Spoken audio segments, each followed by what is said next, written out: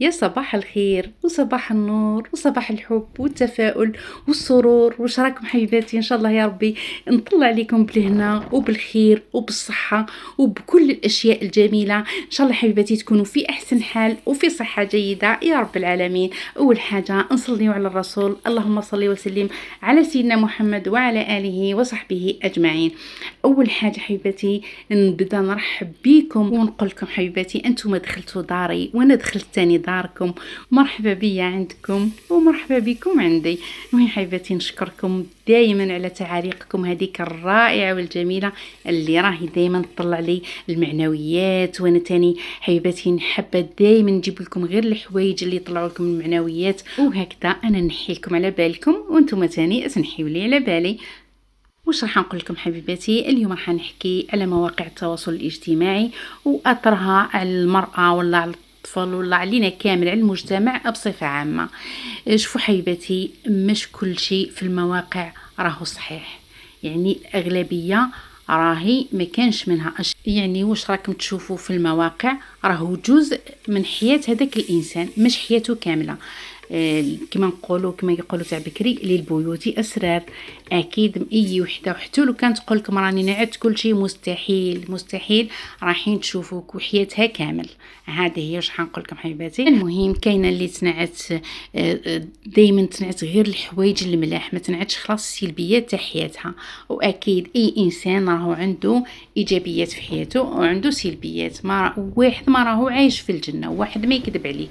حتى اللي عندهم الدراهم ويشري ويحوسوا وكل شيء ما راهمش عايشين في الجنه، راهم عندهم هذاك الجانب الخفي اللي احنا ما نشوفوش. وتاني كاينين هكا في مواقع التواصل الاجتماعي اللي يشكي ويبكي نهار كامل، تلقاها تشكي وتبكي، تاني ما كانش منها. هاد راح نقول لكم ما تصدقوش كل شيء واش تشوفوه. المهم شوفوا الريح اللي هنا راهو هز الدنيا. على بالكم بلي بهنا انا هذوك الطيور وخفتي يديهم واش كيشتم هكا فارين في السماء، لقيتهم نورمال هكا متاقلمين مع الريح. احنا شويه هزنا والطيور هذوك اللي خفاف يعني الوزن تاعهم خفيف نورمال راهم فارين في السماء هكا عادي. المهم ما خلى والو الريح، الغبابير هز الدنيا كامل. تاني لي صاشي تاع النيلو طلعهم خلاص في السماء، ما قدرتش ما جيت نروح نجيب التليفون وكل شيء لقيتهم داهم الريح هزهم في السماء باش منين جابهم. المهم لقيتهم الفوق خلاص، فوق الطيور الفوق خلاص. شوفوا لهنا عمليه السقي دايما نشتي نعطي لكم الاشياء هكا الجميله اللي تنحي لكم على بالكم. وتاني راح نهضر على اثر مواقع التواصل الاجتماعي، وخاصه الناس يعني كاينين ناس هكا يصدقوا واش يشوفوا. مثلا تشوفوا وحده تقول لك شرا لي راجلي، جاب لي كادو، الزوج تاعها يعني جاب لها لي كادو، داها تحوس يعني معيشها في الجنه. هذه هي.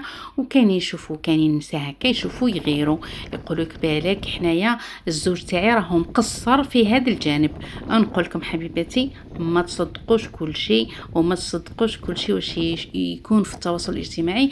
وقادره هذيك المراه تروح تدير مشكل مع راجلها، تقول علاه فلانه جاب لها هكا وانا ما جابليش، علاه فلانه معيشها راجلها هكا وانا شوف كيفاه. راح نقول لكم هذه كامل ما تخليوش مواقع التواصل الاجتماعي ياثروا على نفسيتكم ودير لكم مشاكل قادره توصل يعني لحاجه كبيره. هذه حبيتي واش حبيت نوصل لكم هذه الرساله باختصار. اللي هنا شوفوا سقينا الشجر، شوفوا الشجر راهو فاحم، الارض هذيك من السخانه بزاف فاحمه كنحطوا الماء ليه يشربوا. وتقريبا السيتيرنا خلصناها هكاك. ونشوف اللي باش الشجر مازال محتاج الماء لازم نزيدو نجيبو سيتيرنا خلاف وهكا باه نسقيو دائما، خاصه في الايامات هادو اللي لازم السقي، لازم اللي عنده اشجار لازم يسقيهم باستمرار، على خاطرك تسقي اليوم غدوه تلقى الارض يبست. عدوى بربي ان شاء الله هي تفوت السخانه هذه ايامات برك ويروحوا.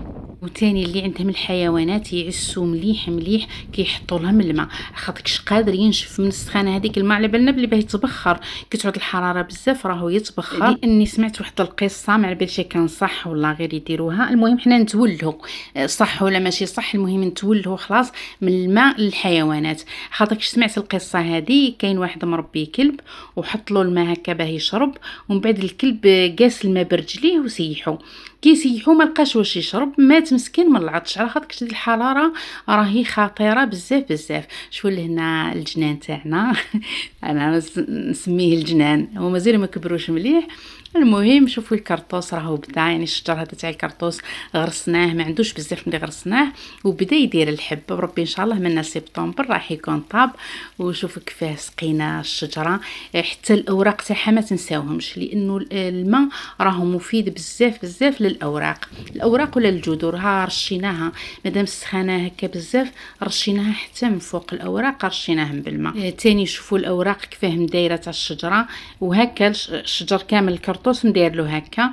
الورق تاعو هكا شغل موكول، كاين بوجراده راهو كاين وماشي قوي بزاف بصح كاين وقاعد ياكل في الشجر. ان شاء الله يا ربي ما يجيش هذاك الجراد هذاك اللي بزاف بزاف، على خاطر شرك راه يقضي على كل شيء ما يخلي والو، مع انه يعني محصدو المحاصيل وشي الشجر وكلالو الريش. المهم هذه يا حبيبتي شوفوا الريح كيفاه الغبابير طالعه كما قلت لكم، الدنيا مضببه، على خاطر كي يطلع الغبار هذا اللي يطلع الريح تولي تضبب الدنيا، تولي الرؤيه تقريبا ما تشوف والو.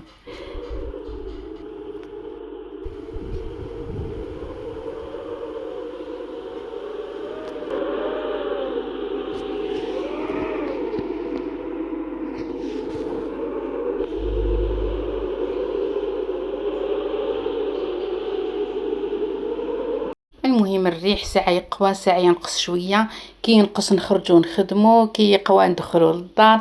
المهم ما خلاناش نخدمو، ملي رحنا وحنا ساعة ندخلو ينوض هكاك قاوي ندخلو، ومن بعد نوضو نكملو خدمتنا كما راكم تشوفوا، نكملو نسقيو الشجر تاعنا.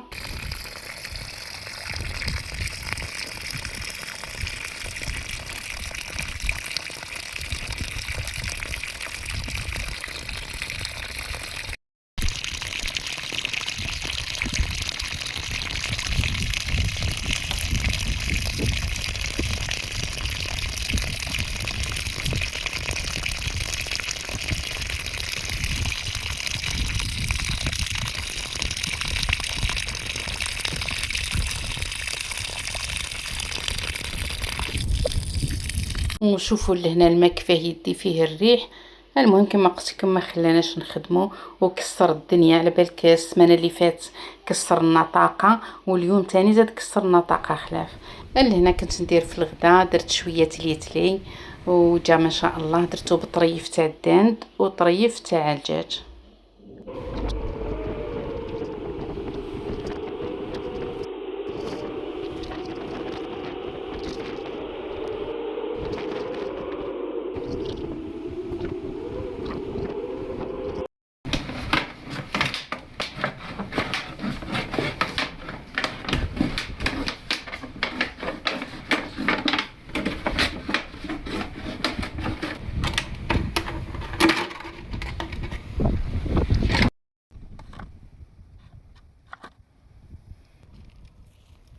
اللي هنا حشينا القرعه هذه تاع الماء وراح نحطو للطيور يشربوا، خاطرش الطيور دوك راهم يعني كاين لهنا تحتنا واحد البير بصح هكاك. المهم نحطو لهم لهنا اللي يجيو لهنا يشربوا منا، اللي يروحوا للبير لتحت يشربوا من البير. وهذه هي، وهذيك البريكات قلناها هكا باه ما يديهاش الريح، على خاطرش الريح قادر يديها لاش تا معمره بالماء قوي بزاف.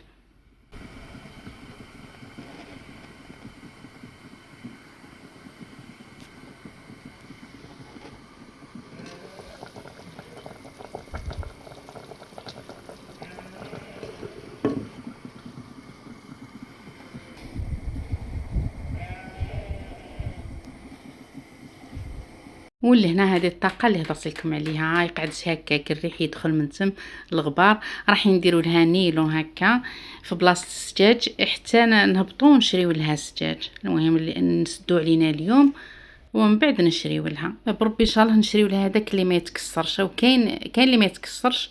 وقولوا لي البنات في لي كومونتير الا كاينه نوعيه هكا تاع السجاج ما تكسرش. نورمالمون كاينه، بربي ان شاء الله الا كان لقيناه رايحين نشريوه هو. اليوم نعت لكم كل شيء بلا الشيء اللي صرانا كامل. بالاشياء السلبيه بالايجابيه. هكا النهار تاع الريح راهو يكون كيما هكا، يطيحوا الحوايج يتكسروا، ولازمنا نتقبلوا كل شيء بالسلبيات بالايجابيات، على خاطر رانا ماناش في الجنه كما قلت لكم حبيباتي. شوفوا لهنا ركب الطاقه، المهم ولا ما يدخلش الغبار. ولهنا حبيباتي شوفوا التليتلي، طريقتي انايا في التليتلي كيفاه.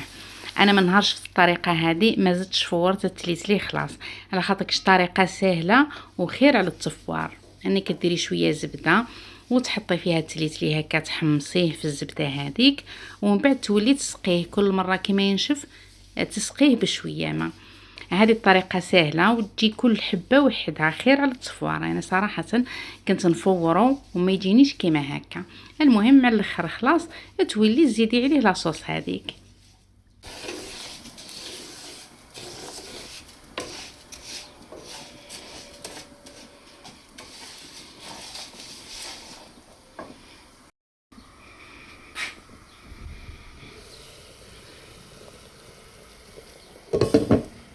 وهذا ثاني الغطاء تاع البرمه تكسر لي، ما شتيتش خلاص كيتكسر.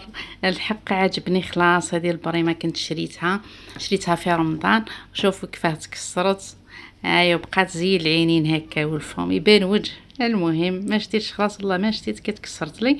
وشي كانوا عندي الغطاوات بزاف، كاينين البرم اللي تكسروا وبقاو الغطاوات تاعهم ما طيشتهمش، عاود بقى احتجتهم.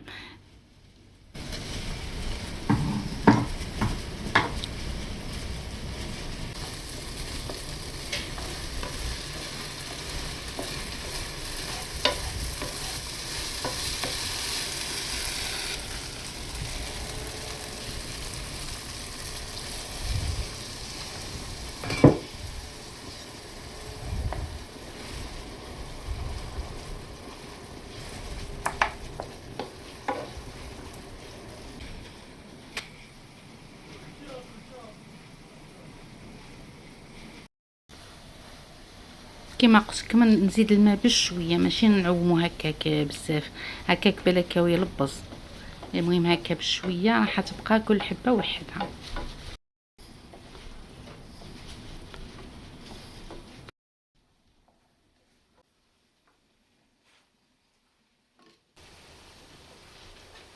ودقا كي يدخل فيه الماء مليح ويطيب نزيد له لاصوص مع الاخر.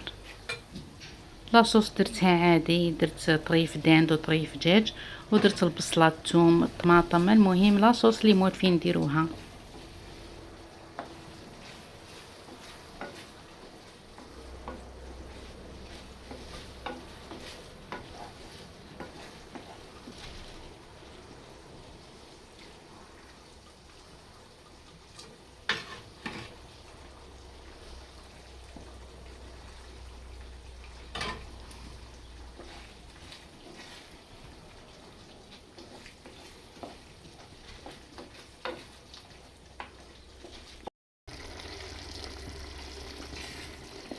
لهنا تليتي وجلد وجا بنين يهبل. حنا تليتلي لهنا نديرو معاه العظام، نشرشمولو العظام ونحطوهم هكا فوقو، منها يجيو باهيين منها تاني. وكاين اللي يديرو غير بالعظام برك، ما يدير لا اللحم لا والو. تقدري ديري غير بالبصله برك والطماطم، المهم بلا لحم، وديري فوقو العظام ويجي مليح. اللي وصلت معايا لهنا نقولك حبيبتي ما تنسيش الاشتراك في القناه وتفعيل زر الجرس هكا بيوصلك كل جديد، وتاني ما تنسيش اللايك هكا باه يوصل الفيديو لاكبر عدد من المتابعين.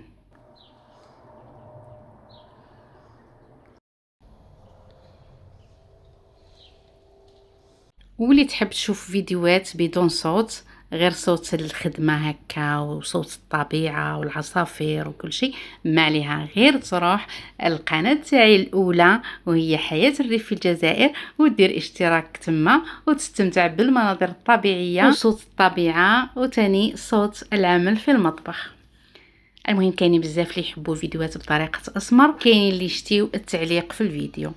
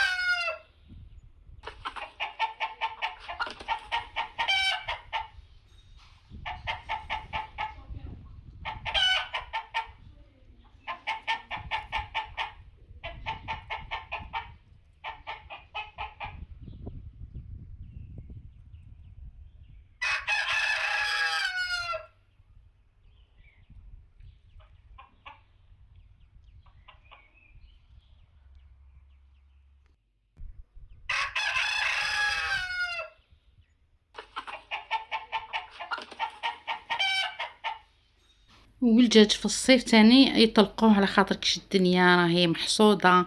ما كانش حاجه هكا خضراء اللي نخافوا ياكلوها، على بها يطلقوهم دركا هكا في الصيف، ياكلوا الدود، ياكلوا كل شيء، ما يخلي والو. على بالكم الدجاج بلي ما يخلي والو، ياكل الحبوب هذيك تاع النباتات اللي طيح في الارض. المهم يسرح برا. وتاني السعاية تاني الغنم البقرات دق يطلقوهم يسرحوا، ما يخافوش على الزرع يفسدوه ولا. تاني البحير راهم مزربين، البحير تلقاهم الاغلبيه مزربين، البحير تاع الطماطم والجريوات والبلول هادو كامل تلقاهم مقفولين عليهم، ما عندهم كيف يدخلوا. ومع انه الدجاج يدخل يقدر يفر، وتاني يقدر يلقى هكا بليصه صغيره هكذا يدخل عليها. النمال تاني كما الفدي نشتي نعت لكم كل شيء في الريف. شوفوا النمال، شوفوا ولقى العظم هذا، العظم هذا تاع الدجاج صغير، شو كيف تعاونوا فيه بزاف هكا، وراحوا داينوا مع البشوين بالك داينوا للغار تاعهم.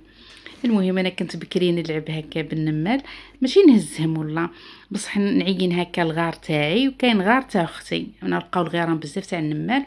المهم انايا الغار تاعي نساعدهم هكا، نهز لهم الحبه تاع القمح هكا ونديها لهم حتى الغار، نهز هكا الحبه تاع القمح والنماله لاصقه فيها ونديها زعما نعاونها حتى نوصلها للغار، نعاونوهم ما نخليو حتى حاجه تعفصهم. المهم هذه هي اللي لعبت هذه اللعبه تقول لي. والصباح نطول ليهم طول نشوف الغار تاع النمال تاعي كيفاش صرالو. المهم كانني مربيتهم.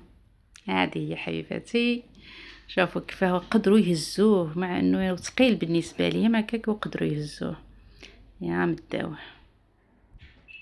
على هذه مليح التعاون. حنا عندنا كاين واحد المثل يقول لك المعونه تقتل الصيد.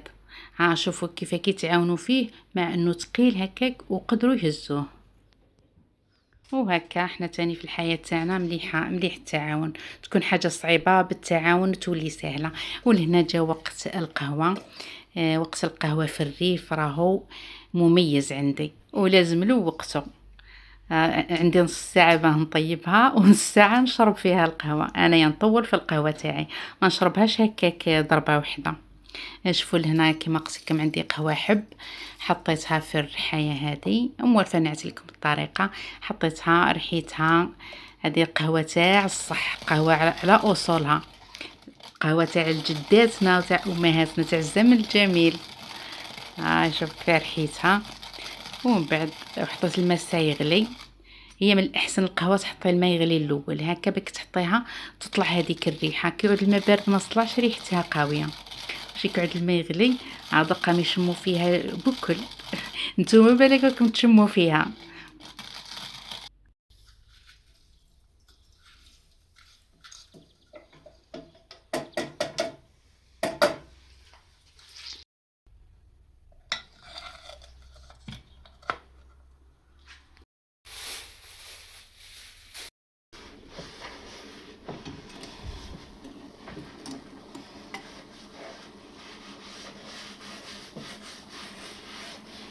وكي طابت القهوه تاعي خرجت لبرا. انا نشتي نشربها برا هكا في الطبيعه. شوفوا مسحبه بصح هكاك وما صبتش انه قطرت شويه هكاك وما صبتش. انا شتيتها تعوم الدنيا، شتيت تطفي هذه السخانه اللي رانا فيها. المهم شربت القهوه ومن بعد جينا روحنا، جبت العشاء وجينا روحنا. هذه حبيبتي كان هذا هو النهار تاع اليوم. ما بقى لي حبيبتي غير نقول لكم ابقاو على خير، تهلاو في رواحكم وانتظروني في فيديوهات قادمه ان شاء الله.